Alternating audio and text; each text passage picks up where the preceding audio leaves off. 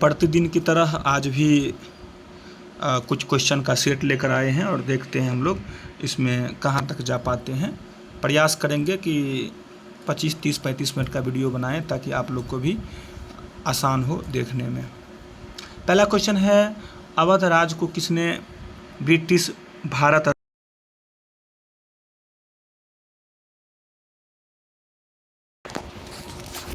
अवध राज को किसने ब्रिटिश भारत राज में विलय किया? पहला ऑप्शन है Warren Hastings, Lord Wellesley, Lord Dalhousie, Lord Curzon. तो पहला ऑप्शन वारेन हेस्टिंग्स के बारे में थोड़ा हम लोग जान लेते हैं।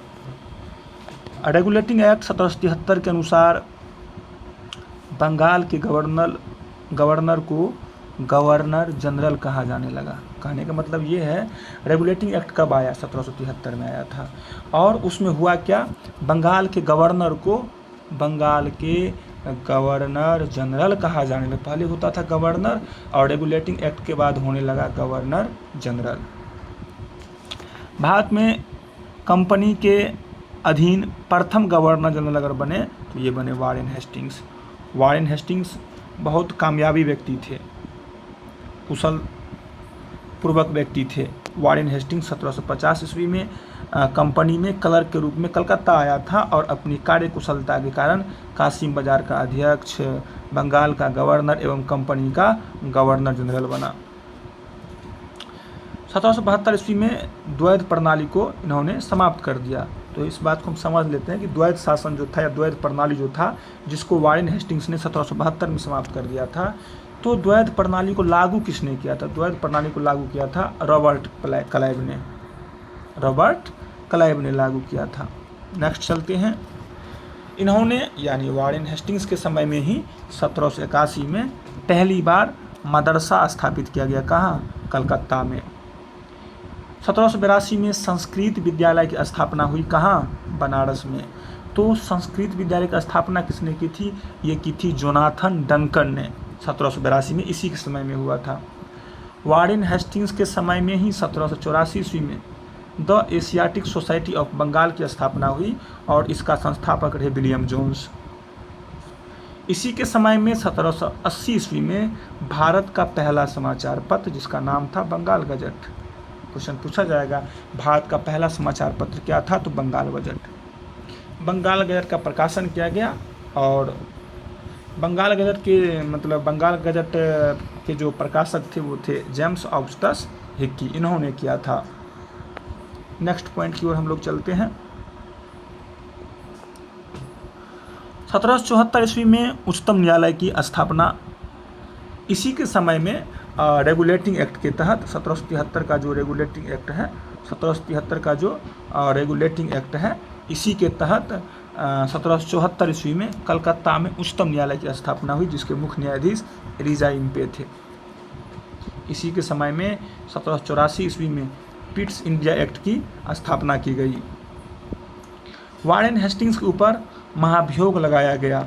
यह एक ऐसा गवर्नर है जिसके ऊपर महाभियोग चला। ये महाभियोग क्यों चला, इसका क्या कारण था, थोड़ा इसके बारे में हम जान लेते हैं। थोड़ा हम लोग इस बात को जान लेते हैं, महाभियोग इसके ऊपर जो लगाया गया था।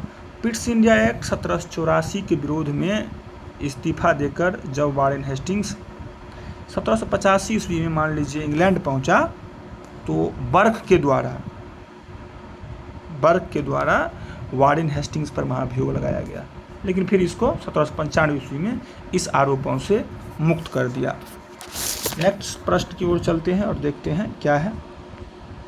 अच्छा, इसके बाद है लॉर्ड कॉर्नवालिस के बारे में थोड़ा सा हम लोग चर्चा कर लेते हैं।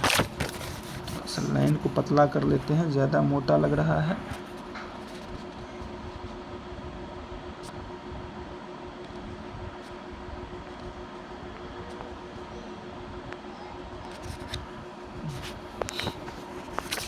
लॉर्ड कॉर्नवालिस के बारे में थोड़ा सा जिक्र कर लेते हैं। लॉर्ड कॉर्नवालिस ने क्या किया था अपने समय में, सारी शक्ति जो है कलेक्टर के हाथ में दे दिया। इन्होंने 1797 ईस्वी में कॉर्नवालिस कोड का निर्माण भी करवाया, जो शक्ति के पृथक्करण सिद्धांत पर आधारित था। अस्थाई बंदोबस्त 1797 ईस्वी में लागू हुआ। ये सब हम क्लास में बताए हुए हैं आप लोगों की, ये अस्थाई बंदोबस्त क्या होता है। 90% और 10% का जो मामला था, इस पर हम लोग जिक्र किए हुए हैं। अस्थाई बंदोबस्त लॉर्ड कॉर्नवालिस 1793। अस्थाई बंदोबस्त की जो योजना था, जो प्लान था, वो कौन बनाया था? जॉन शोर ने बनाया। इसे लॉर्ड कॉर्नवालिस को भारत में नागरिक सेवा का जनक कहा गया है। और यह एक ऐसा मतलब क्या कहें इसको ऐसा गवर्नर है लॉर्ड कॉर्नवालिस जिसका मकबरा भारत में है, यानी इसका जो मकबरा है वो गाजीपुर में स्थित है। लॉर्ड कॉर्नवालिस का मकबरा, इकलौता ये गवर्नर है। हाँ, नेक्स्ट पॉइंट को देख लेते हैं आगे।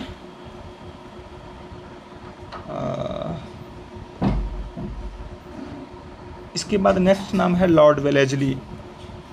सहायक संधि की शुरुआत इन्होंने ही किया था, लॉर्ड वेलेजली ने। और भारत में सहायक संधि का प्रयोग वेलेजली से पहले फ्रांसीसी गवर्नर डुप्ले ने किया। सहायक संधि करने वाला राज कौन कौन था? वो था हैदराबाद 1798, मैसूर 1799, तंजौर 1799, अवध 1801, पेशवा 1802,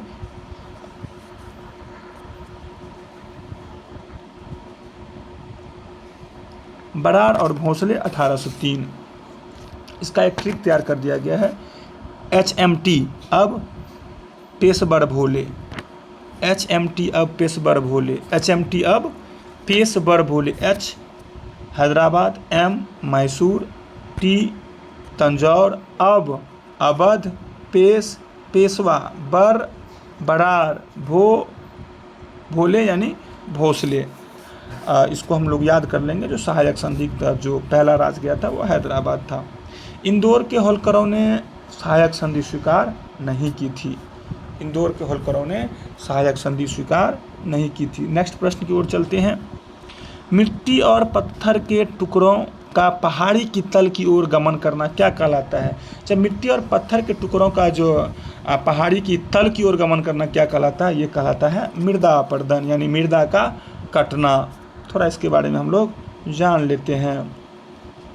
मिट्टी और पत्थर के टुकड़ों का पहाड़ी की तल की ओर गमन करना मृदा अपरदन कहलाता है। मृदा की कुछ इंच मिट्टी ही उपजाऊ होती है जो अपरदन का कारण नष्ट हो जाती है। मृदा अपरदन मुख्यतः हवा और जल से होता है, यानी मिट्टी का जो कटाव होता है मुख्यतः हवा और जल से ही होता है। और उसका जो उपजाऊ मिट्टी होती है, जो कुछ इंच मिट्टी बनने में जो उपजाऊ मिट्टी होती है, तो मृदा के कुछ इंच मिट्टी बनने में हजारों वर्ष लग सकता है, तो हजारों वर्ष लग जाता है। नेक्स्ट प्रश्न की ओर बढ़ते हैं और देखते हैं क्या है। यह है प्यूर्टो रिको खाई निम्नलिखित में से किस महासागर में स्थित है? तो ये है प्यूर्टो रिको खाई निम्नलिखित में से किस महासागर में स्थित है? तो इस बात को हम लोग बढ़िया से जान लेते हैं और इसका डिटेल्स देख लेते हैं।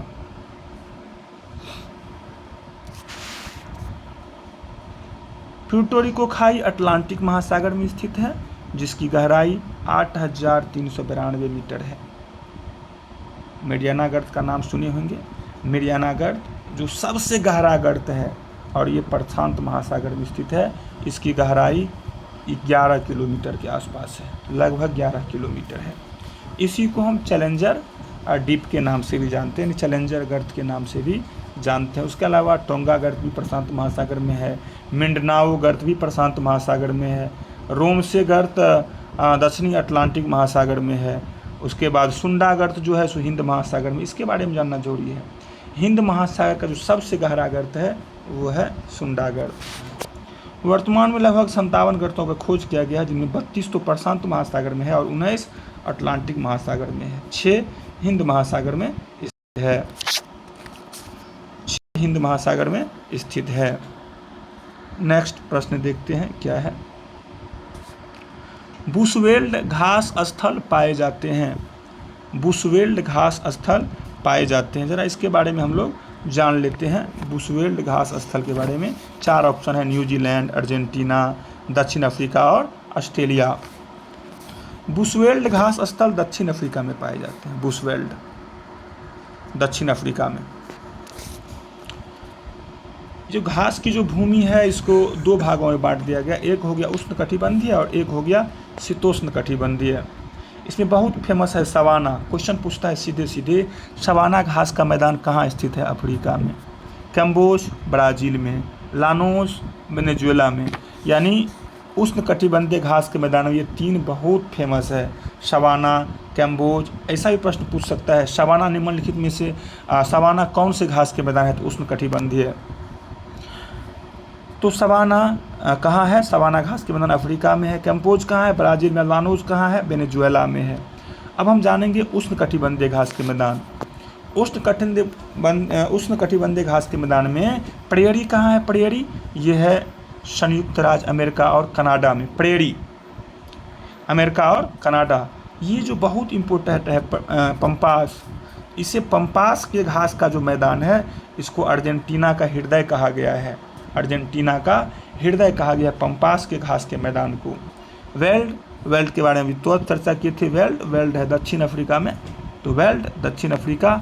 डाउन कहाँ है? तो डाउन क्रिकेट में डाउन है ऑस्ट्रेलिया, याद रखिएगा डाउन्स ऑस्ट्रेलिया। और स्टेपी जो है ये है एशिया, यूक्रेन और रूस के बारे में ज़्यादातर ये क्वेश्चन पूछता है कि स्टेपी घास का मैदान तो यूक्रेन। उसके अलावा ये बहुत फेमस आंसर है कि पार्कलैंड जो है, पार्कलैंड मुख्यतः ऑस्ट्रेलिया के घास का मैदान है। कैंटबरी न्यूजीलैंड के घास का मैदान है। पटाना, ये पटाना बहुत इंपॉर्टेंट है, पटाना श्रीलंका, पटाना श्रीलंका के घास का मैदान है। और पुस्ताज हंगरी के घास का मैदान है। एक बार हम और चर्चा कर लेते हैं। पार्कलैंड ऑस्ट्रेलिया, कैंटबरी न्यूजीलैंड, पटाना श्रीलंका और पुस्ताज हंगरी के घास का मैदान है। हंगरी के घास का।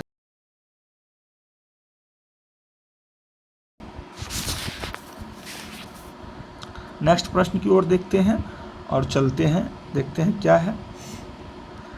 नेक्स्ट प्रश्न है, सूर्य के दूरी के अनुसार सबसे अंतिम ग्रह कौन है? सूर्य के दूरी के अनुसार सबसे अंतिम ग्रह कौन है? चलिए इसके बारे में थोड़ा जान लेते हैं, फिर हम लोग थोड़ा सा इसके बारे में चर्चा भी कर लेंगे। सूर्य के दूरी के अनुसार सबसे अंतिम ग्रह नेपच्यून है।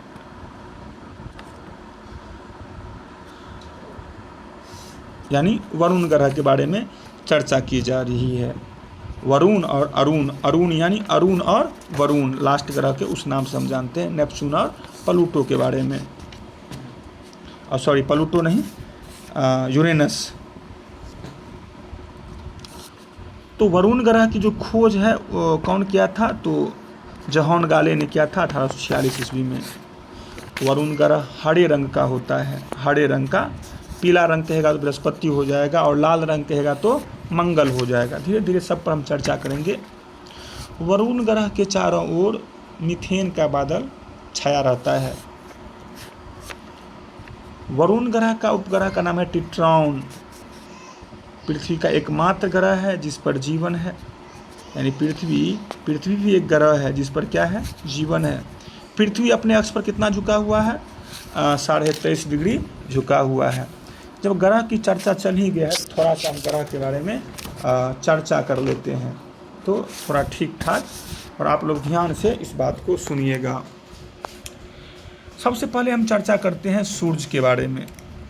सूर्य जो है सौरमंडल का प्रधान है, यानी सौरमंडल का मुखिया है। और यह हमारी मंदाकिनी से यानी दूध मेखला के केंद्र से लगभग 30,000 प्रकाश वर्ष की दूरी पर स्थित है, एक कोना में। तो ये बात याद रखना बहुत ज़रूरी है कि सौरमंडल का प्रधान कौन है, तो इस बात को ध्यान रखिएगा।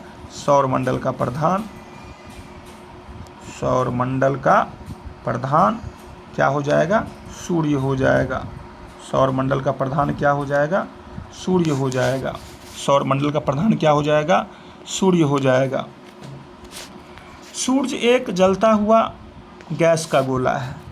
ये सूर्य क्या है भाई साहब? ये सूर्य ये है गैस का गोला, गैस का गोला, गैस का गोला है। अच्छा, गैस का जो गोला है तो कौन सी गैस रहती है इसमें? इसमें रहती है हाइड्रोजन। हाइड्रोजन कितना रहती है इसमें? लगभग मान लीजिए ना 71%। हाइड्रोजन रहती है 71%। अच्छा, हीलियम कितना रहती है? अच्छा, हीलियम रहती है 26.5%। 26.5%। और अन्य तत्व हम मान लेते हैं लगभग 2.5%।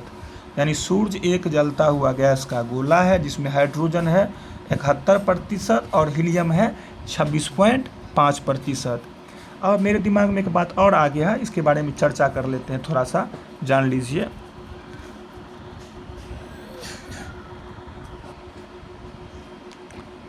सूर्य के केंद्रीय भाग को क्या कहते हैं? सूर्य का केंद्रीय भाग, सूर्य का केंद्रीय भाग, सूर्य का केंद्रीय भाग को क्या कहते हैं?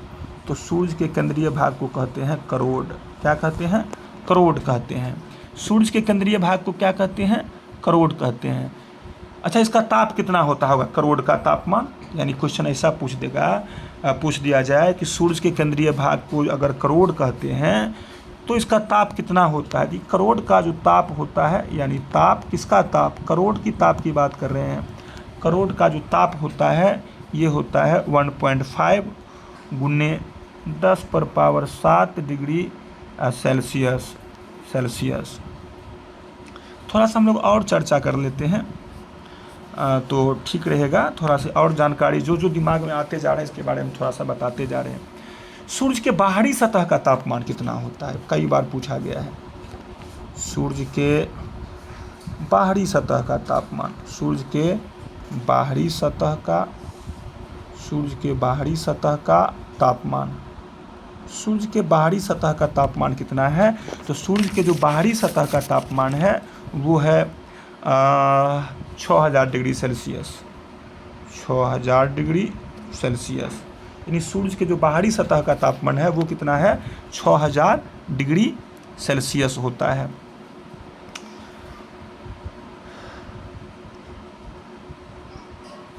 थोड़ा सा हम लोग और चर्चा कर लेते हैं। जो सूर्य का जो दीप्तिमान सतह होता है, दीप्तिमान सतह, अच्छा, इसको क्या कहा जाता है? सूर्य के जो दीप्तिमान सतह होते हैं इसी को हम बोलते हैं प्रकाश मंडल। क्या बोलते हैं? प्रकाश मंडल बोलते हैं। सूर्य के जो दीप्तिमान सतह होता है इसको हम प्रकाश मंडल कहते हैं। ध्यान दीजिएगा कि प्रकाश मंडल के किनारे जो प्रकाश होता है, ये प्रकाश मंडल के किनारे खुद का प्रकाश नहीं होता है। थोड़ा सा और हम चर्चा कर लेते हैं। सूर्य की उम्र कितनी है? सूर्य की उम्र, अगर सूर्य की कहानी शुरू कर दें, थोड़ा सा जान लेते हैं। सूर्य की उम्र बताइए आप लोग, सूर्य की उम्र कितनी है? सोचिए, जल्दी सोचिए। सूर्य की उम्र है 5 बिलियन वर्ष। मिलियन नहीं बोल रहे हैं, बिलियन। 5 बिलियन वर्ष। सूर्य की उम्र कितनी है? 5 बिलियन वर्ष। सूर्य की उम्र है 5 बिलियन वर्ष। मन में तो ढेर सारे प्रश्न आ रहे हैं और डिटेल्स भी चाहते हैं कि बहुत ज़्यादा से ज़्यादा बताएं। अच्छा, एक बात और आ गया। मान लीजिए सूर्य का उम्र अगर 5 बिलियन वर्ष है तो भविष्य में सूर्य द्वारा ऊर्जा देते रहने का समय, यानी सूर्य द्वारा ऊर्जा देते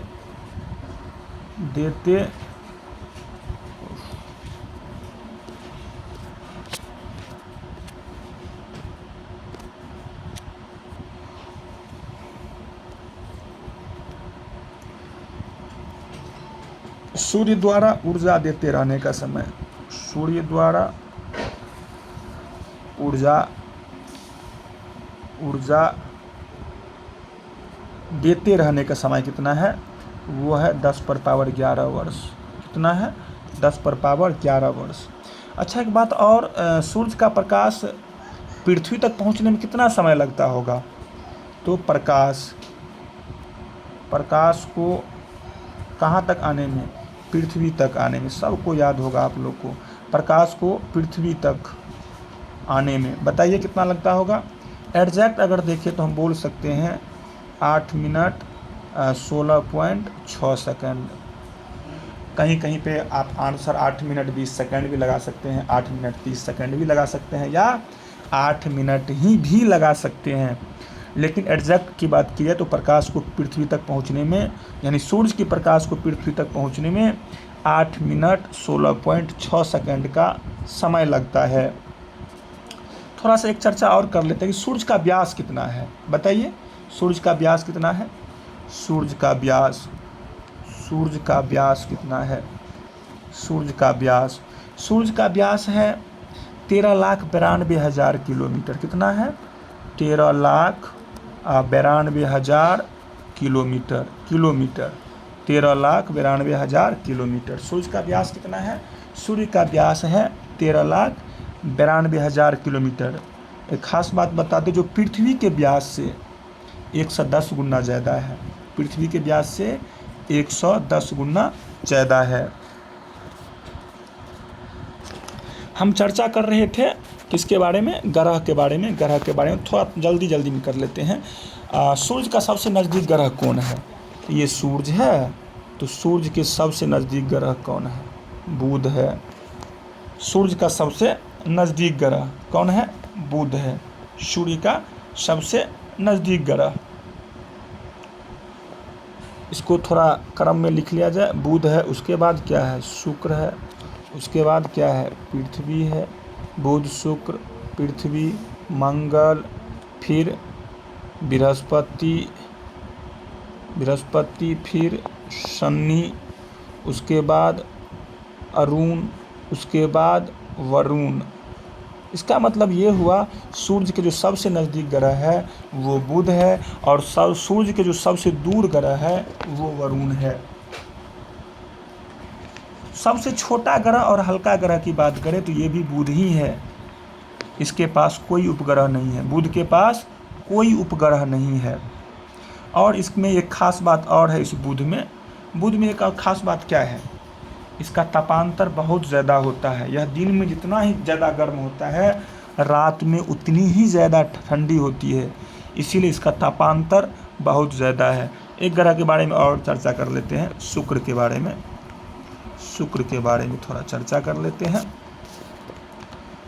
पृथ्वी का निकटतम ग्रह है, सबसे चमकीला है, सबसे गर्म ग्रह है। सांझ का तारा, भोर का तारा, लिखने की कोई ज़रूरत नहीं है, केवल सुन लीजिए। सांझ का तारा, भोर का तारा। और ख़ास बात क्या है? पृथ्वी जो घूमती है, पृथ्वी चक्कर लगाती है किधर? पश्चिम से। पृथ्वी चक्कर लगाती है पश्चिम से पूरब की ओर। पृथ्वी एक ग्रह है और पृथ्वी चक्कर लगाती है पश्चिम से पूरब की ओर। पृथ्वी जो चक्कर लगाती है पश्चिम से पूरब की ओर। जितने भी ग्रह हैं सब के सब चक्कर लगाती है पश्चिम से पूरब की ओर, लेकिन शुक्र और अरुण को छोड़कर। शुक्र और अरुण जो है पूरब से पश्चिम की ओर चक्कर लगाती है, यानी पूरब से पश्चिम की ओर चक्कर लगाती, एंटी क्लॉकवाइज चलती है। बाकी के अपेक्षा ये उल्टा चलती है। शुक्र ग्रह की बात हम कर रहे हैं। यह पृथ्वी के समान है, पृथ्वी के आकार जैसा है, सारा चीज़ है इसका, लेकिन इसके पास भी कोई उपग्रह नहीं है। थोड़ा सा और जिक्र कर लेते हैं बृहस्पति के बारे में। बृहस्पति के बारे में अगर जिक्र किया जाए तो आप लोग को क्या क्या याद है?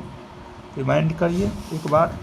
नंबर 1, सबसे पहली बात तो आपको याद होगा, सबसे बड़ा ग्रह कौन होगा? सबसे बड़ा ग्रह तो ये भी हो जाएगा बृहस्पति। नंबर 2, पीला ग्रह तो ये भी हो जाएगा बृहस्पति। उसके बाद नंबर 3 पॉइंट देखते हैं बृहस्पति का पॉइंट देखते हैं। बृहस्पति का उपग्रह है क्या? हाँ, बृहस्पति का सबसे बड़ा उपग्रह।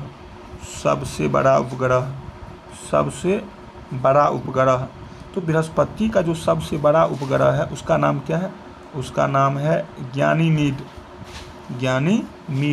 जितने भी उपग्रह हैं सब उपग्रहों में बड़ा है ज्ञानीमीड, और जितने भी ग्रह हैं सब ग्रहों में भी बड़ा है बृहस्पति। थोड़ा सा चर्चा कर लेते हैं मंगल ग्रह के बारे में। यानी मंगल के बारे में चर्चा कर लेते हैं, क्या क्या जानकारी हम लोग रखते हैं। याद करिए मंगल के बारे में, जो भी आपके दिमाग में आ रहा है उसे रिमाइंड करिए। नंबर 1, सबसे पहले मंगल को लाल ग्रह कहा गया है। क्या कहा गया है? लाल ग्रह। ये लाल क्यों होता है? ये लाल होता है आयरन ऑक्साइड के कारण। आयरन ऑक्साइड के कारण, आयरन ऑक्साइड के कारण लाल होता है। आयरन ऑक्साइड के कारण ये लाल होता है। पृथ्वी के तरह इस पर भी 2 ध्रुव है, और जैसे पृथ्वी अपने अक्ष पर 23.5 डिग्री झुका हुआ है, ये अपने अक्ष पर 25 डिग्री झुका हुआ है। ये अपने अक्ष पर 25 डिग्री झुका हुआ है।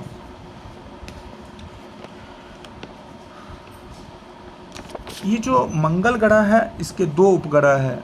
मंगल के कितने उपग्रह हैं? 2। ये सब हमेशा एकदम दिमाग में चलते रहना चाहिए। मंगल के 2 उपग्रह, पहला का नाम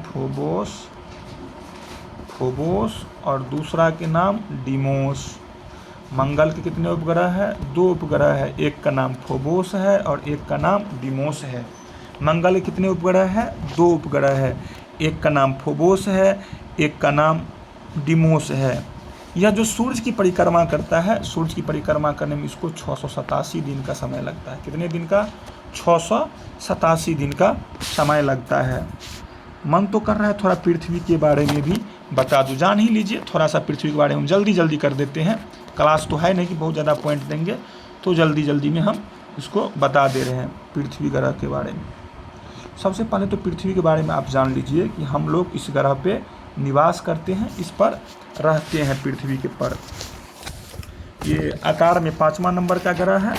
और एक बात खास याद होना चाहिए, पृथ्वी अपने अक्ष पर कितना झुका हुआ है? 23.5 डिग्री झुका है। 23.5 डिग्री झुका है, यानी पृथ्वी अपने अक्ष पर कितना झुका है? 23.5 डिग्री झुका हुआ है।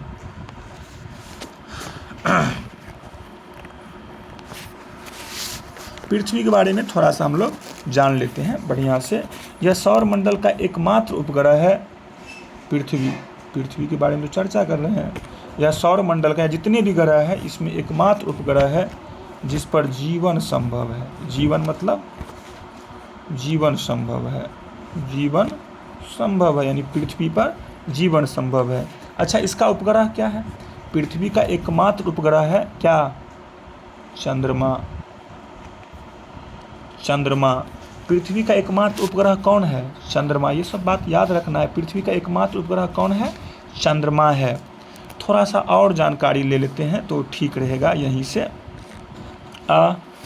पृथ्वी का विषुवत्तीय व्यास कितना है? ये बहुत पूछा जाता है। पृथ्वी का विषुवत्तीय व्यास बताइएगा, आप लोग याद करिए। पृथ्वी का जो विषुवत्तीय व्यास है ये है 12,756 किलोमीटर। और एक होता है ध्रुवीय व्यास, ये कितना है? ध्रुवीय व्यास है 12,714 किलोमीटर। यानी विषुवत्तीय व्यास है 12,756 किलोमीटर और पृथ्वी का ध्रुवीय व्यास है 12,714 किलोमीटर। कहने का मतलब विषुवत्तीय व्यास और ध्रुवीय व्यास दोनों के जो बीच का जो डिफरेंस दिख रहा है वो कितना का दिख रहा है? दोनों व्यास के बीच 42 किलोमीटर का अंतर दिख रहा है। 42 56 हो जाएगा। चलिए थोड़ा सा और जानकारी प्राप्त कर लेते हैं। अगर पृथ्वी को थोड़ा सा जान गए हैं तो पृथ्वी का औसत व्यास कितना होता है, ये याद रखना बहुत ज़रूरी है। पृथ्वी का औसत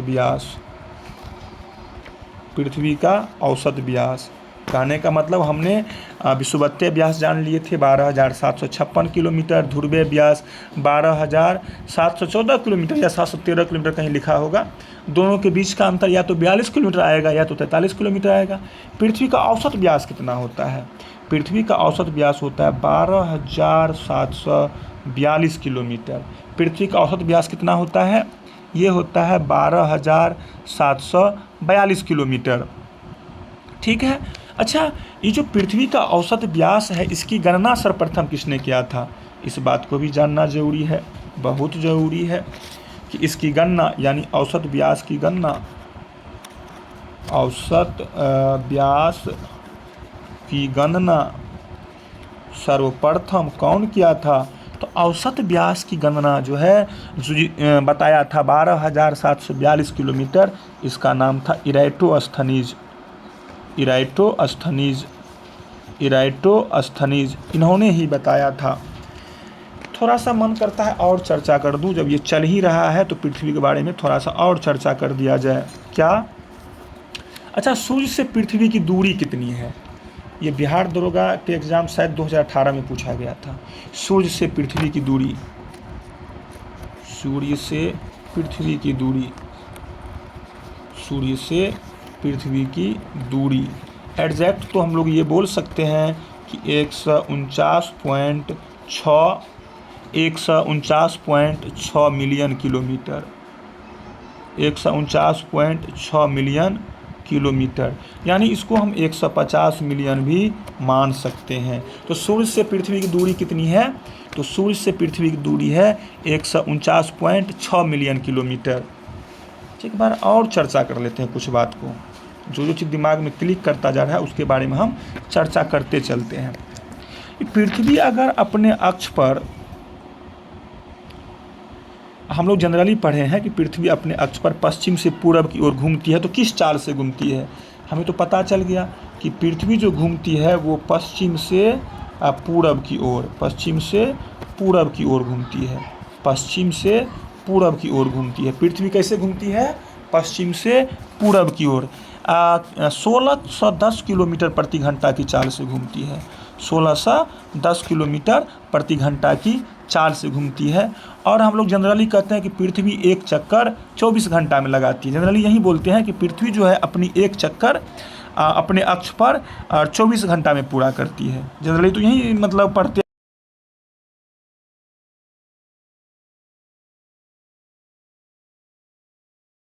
हैं, लेकिन हम लोग आज इस बात को एग्जैक्ट रूप में पढ़ेंगे कि पृथ्वी अपने अक्ष पर जो एक चक्कर पूरा करती है, पृथ्वी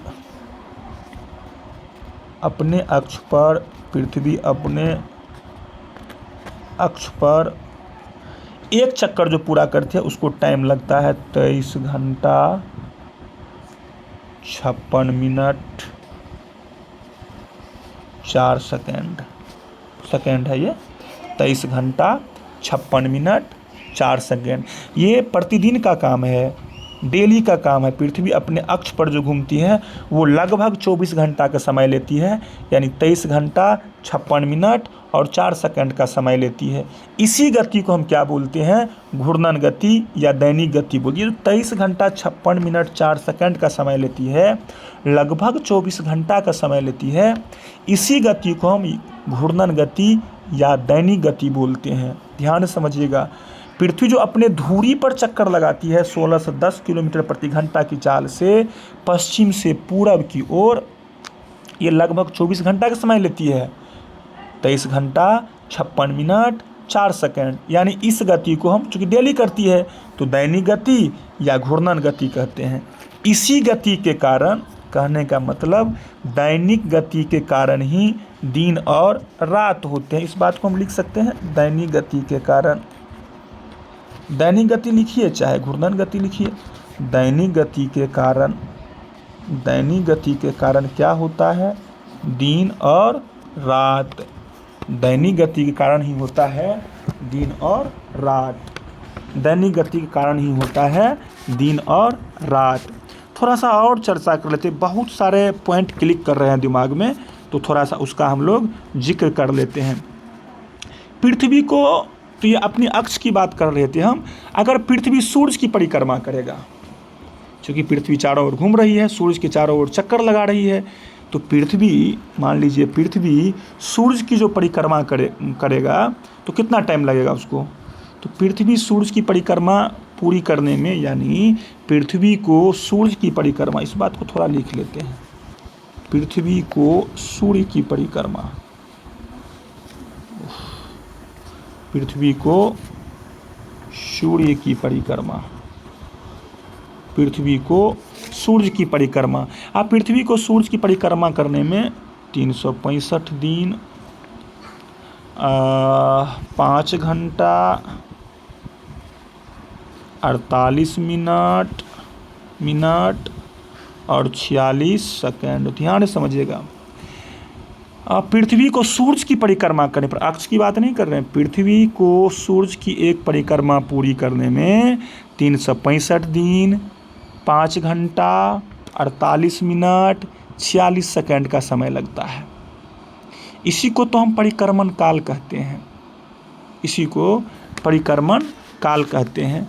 और इसी परिक्रमण काल को हम लोग सौर वर्ष कहते हैं।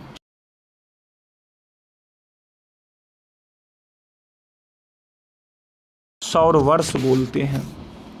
और प्रत्येक सौर वर्ष कैलेंडर वर्ष से लगभग 6 घंटा बढ़ जाता है। क्यों?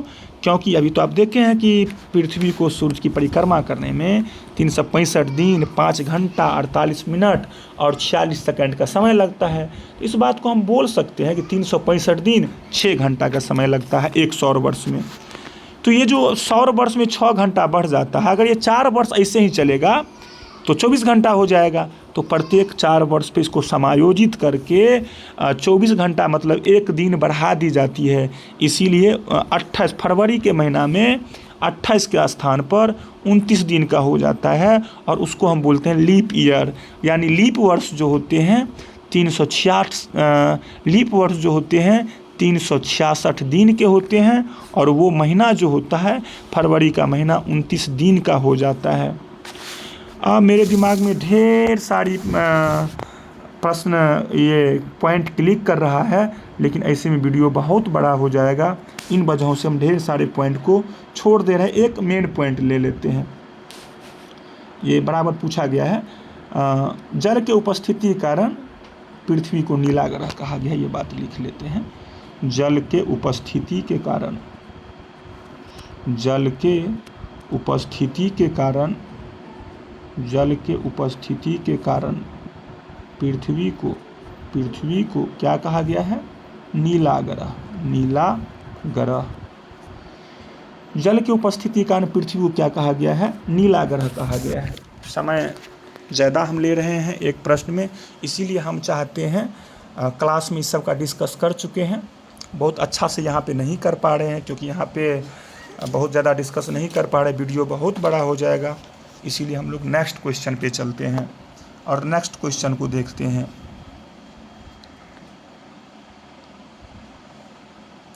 और नेक्स्ट क्वेश्चन है इस प्रकार से कि निम्नलिखित में से किस खिलाड़ी ने कभी ओलंपिक पदक नहीं जीता? खैर इसमें डायरेक्ट टिक लगा लीजिए, सानिया मिर्जा।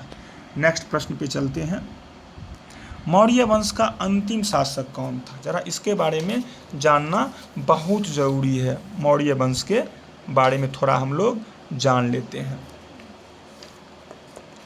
चलिए इसको हम चर्चा में रखते हैं, मौर्य वंश के बारे में। तो हम लोग जिस प्रश्न को देखते हैं, अगर आप तैयारी किए हुए हैं पहले से तो ये सारा पॉइंट आपके दिमाग में जल्दी जल्दी क्लिक करेगा और तैयारी बढ़िया होती जाएगी। इसीलिए इस वीडियो को गौर से ज़रूर देखना है। थोड़ा सा हम लोग चर्चा कर लेते हैं मौर्य वंश का अंतिम शासक के बारे में। थोड़ा पेन को गहरा कर ही लिया जाए। चलिए, और कहाँ गया? ये ले लेते हैं, इसको ऐसे कर लेते हैं। चलिए, ज़्यादा हो गया, चलिए बहुत ज़्यादा मोटा हो गया। हाँ, आप देख लेते हैं थोड़ा मौर्य वंश का अंतिम शासक कौन था। तो खैर हम टिक लगा देते हैं। मौर्य वंश का अंतिम शासक कौन था? वो था बृहदर्थ। अब जरा सा मौर्य वंश के बारे में जान लेते हैं। जानने में जाता ही क्या है। सबसे पहले तो ये जान लीजिए कि मौर्य वंश का संस्थापक कौन था। टॉपिक तो समझ गए आप, मौर्य वंश है तो संस्थापक की बात करते हैं। संस्थापक, तो मौर्य वंश का जो संस्थापक था कौन था बताइए आप लोग? मौर्य वंश का संस्थापक था चंद्रगुप्त मौर्य। मौर्य वंश का संस्थापक कौन था? चंद्रगुप्त मौर्य था। ये जो चंद्रगुप्त मौर्य था, इसका जन्म कब हुआ था? इसका जन्म हुआ था 345 ईस्वी पूर्व में। कब जन्म हुआ था? 345 ईस्वी पूर्व में जन्म हुआ था। 345 ईस्वी पूर्व में इसका जन्म हुआ था। इसको सेंड्रोकोट्स कहा गया। किसको? मौर्य को क्या कहा गया है? सेंड्रोकोट्स, सेंड्रोकोट्स कहा गया है। तो ध्यान देने वाली बात है हाँ, सेंड्रोकोट्स कहा था किसने? ये जो सेंड्रोकोट्स था ये कौन कहा था? ये सेंड्रोकोट्स कहा था जस्टिन। जस्टिन ने चंद्रगुप्त मौर्य को क्या कहा? सेंड्रोकोट्स कहा था। और इसकी पहचान किस रूप में की गई? तो विलियम जोन्स ने चंद्रगुप्त मौर्य से की है इसकी पहचान। खैर इसके बारे में आगे बढ़ते हैं। एक पुस्तक है, इसी के बारे में थोड़ा चर्चा कर देते हैं, जिस पुस्तक का नाम है मुद्रा राक्षस। मुद्रा राक्षस। अच्छा, मुद्रा राक्षस के लेखक कौन है? बताइए बताइए आप लोग, मुद्रा राक्षस के लेखक कौन है? ये है विशाखा दत्त। विशाखा दत्त। मुद्रा राक्षस के लेखक कौन है? विशाखा दत्त है। इस पुस्तक में इसको ये कहा गया कि ये जो बिरसल कबीले के हैं, बिरसल कबीले का मतलब होता है बिरसल। बिरसल का मतलब होता है निम्न कुल में उत्पन्न हुआ है। यह बात कहा गया है मुद्रा राक्षस में। तो ये पॉइंट बहुत अच्छी तरीक़ा से याद रखना है कि मुद्रा राक्षस के लेखक कौन है, तो वो है विशाखा दत्त। थोड़ा सा आगे बढ़ते हैं और इसके बारे में चर्चा करते हैं।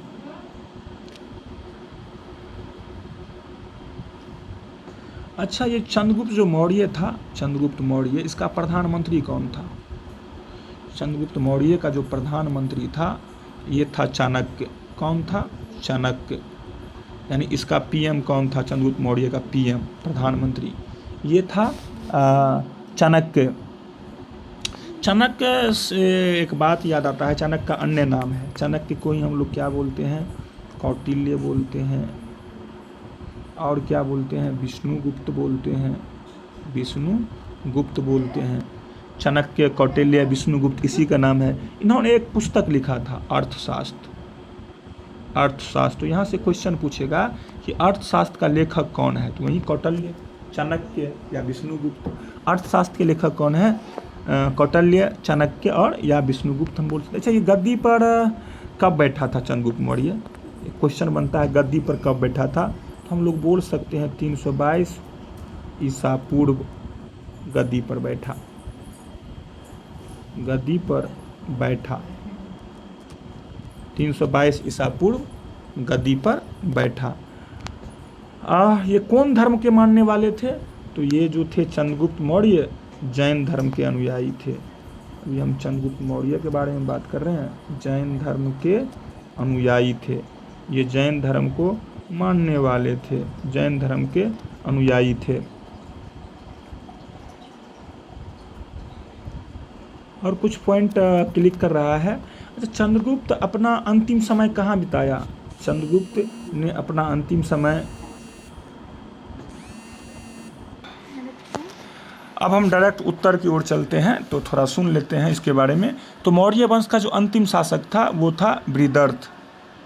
बृहदर्थ की जो हत्या किया था पुष्यमित्र शुंग के सेनापति थे, क्या था वो?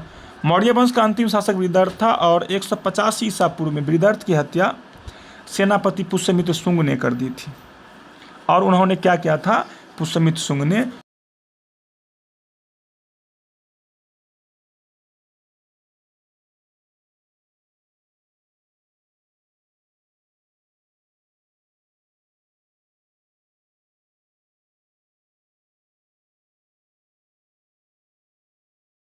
हैं, लेकिन इतना बनाएंगे तो क्वेश्चन की जो ढेर सारे पॉइंट हो जाएंगे और वीडियो बहुत बड़ा हो जाएगा। और प्रयास करेंगे हम धीरे धीरे पॉइंट को सेटअप करने की। क्वेश्चन नंबर आगे चलते हैं।